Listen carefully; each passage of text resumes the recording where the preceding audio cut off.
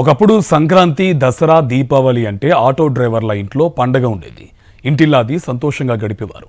నేడు చంద్రబాబు పుణ్యమా అని వారి కుటుంబాల్లో చీకటి నెలకొంది. ఏడాదిన్నరగా వాహనమిత్ర అందక, ఉచిత బస్సు ప్రయాణంతో బేరాలు లేక పస్తులు ఉండే పరిస్థితి ఏర్పడింది. పండగ పూట కూడా ఆకలితో అలమటించే దుస్థితి నెలకొంది. కూటమి ప్రభుత్వం అధికారంలోకి వచ్చిన తర్వాత ఆటో డ్రైవర్ల పరిస్థితి రోజురోజు దినదిన గండంగా మారింది.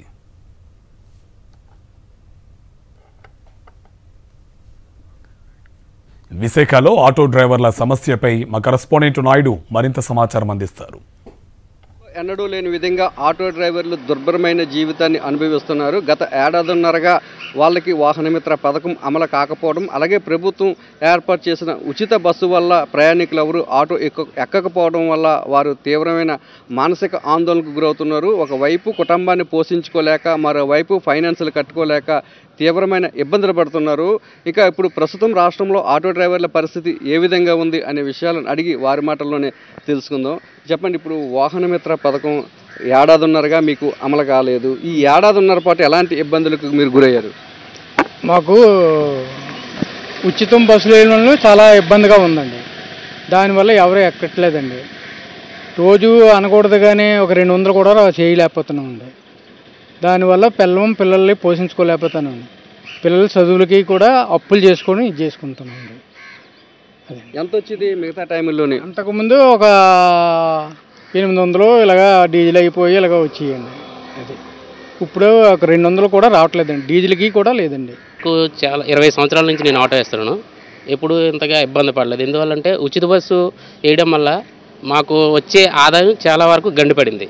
అదే కాకుండా మా పిల్లల్ని చదివించుకోవాలంటే ఒక 10,000 15,000 వేస్తే మాకు జరిగే పని ఏం కాదు ఇది. మరి ఇప్పటి వరకు 20 సంవత్సరాల నుంచి మేము దసరా, సంక్రాంతి వచ్చిందంటే అదో పండగలా ఉండేది మాకు. ఆ పండగ ఇప్పుడు మాకు దండగ అయిపోయింది. కాబట్టి ఇలాంటి పరిస్థితులు రాకుండా ప్రభుత్వం మాకు ఏదో విధంగా ఇంకా వేరే విధాలుగా ఆదుకోవాలని ఆశిస్తున్నాం.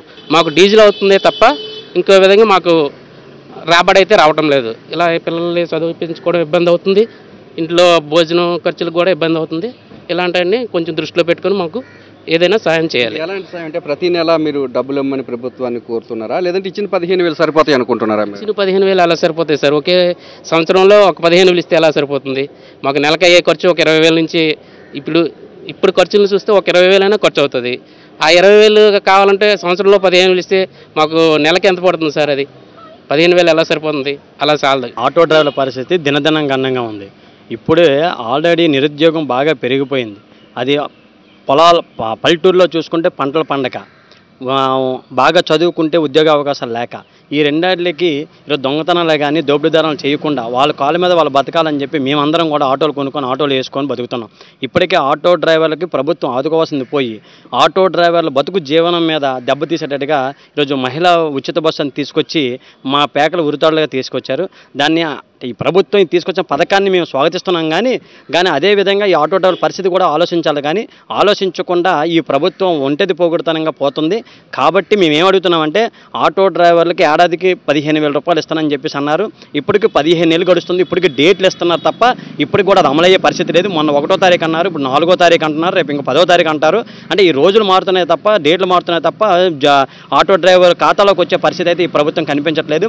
అదేవిధంగా ఆటో డ్రైవర్లకి ఏదో నెలకు 15,000 రూపాయలు ఇస్తే మేము బతుకుతాము అనుకోవడం ఈ మూర్ఖత్వం ఈ ప్రభుత్వంది.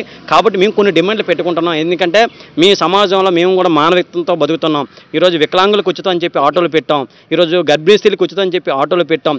ఏదైనా రోడ్డు మీద యాక్సిడెంట్ అయితే ఉచితంగా ఆ హాస్పిటల్కి ఆటో డ్రైవర్ల సానుభూతితో తీసుకెళ్తున్నారు. ఇంత సమాజ సేవ చేస్తున్న మాకు కూడా గుర్తింపు లేదు. కాబట్టి ఆటో డ్రైవర్ల పరిస్థితి, ఏదైనా ఒక ఆటో డ్రైవర్కి యాక్సిడెంట్ అయ్యి లేదా ఏదైనా అనారోగ్యం వచ్చి మంచాన పడినా లేదా ఆ డ్రైవర్ మరణించిన ఆ కుటుంబం రోడ్డును పడుతుంది. కాబట్టి ఆటో డ్రైవర్లకు ఒక సంక్షేమ చట్టం, PF ESతో కూడుకుని ఒక సంక్షేమ చట్టం ఏర్పాటు చేసి ఈ డ్రైవర్ల కుటుంబాలు ఆదుకోవాలని చెప్తూ ఉన్నాం. అప్పులు కట్టలేక, అలాగే ఈ వాయిదాలు కట్టలేక తీవ్రమైన ఇబ్బందికి గురవుతున్నామని, అలాగే ఈ పోలీసుల వేధింపులు రోజుకి ఎక్కువ అవుతున్నాయని, తప్పుడు కేసులు కడుతున్నారని, చలానాలు వేస్తున్నారని, వీటన్నింటిని కూడా వెంటనే తగ్గించాలని డిమాండ్ చేస్తున్నారు. ఇచ్చిన 15,000 కాకుండా తమకు కావాల్సిన అన్ని సౌకర్యాలను కల్పించాలని చెప్పి ఆటో డ్రైవర్లు అంతా కూడా డిమాండ్ చేస్తున్నారు. కెమెరా అప్పలరాజుతో నాయుడు, విశాఖపట్నం.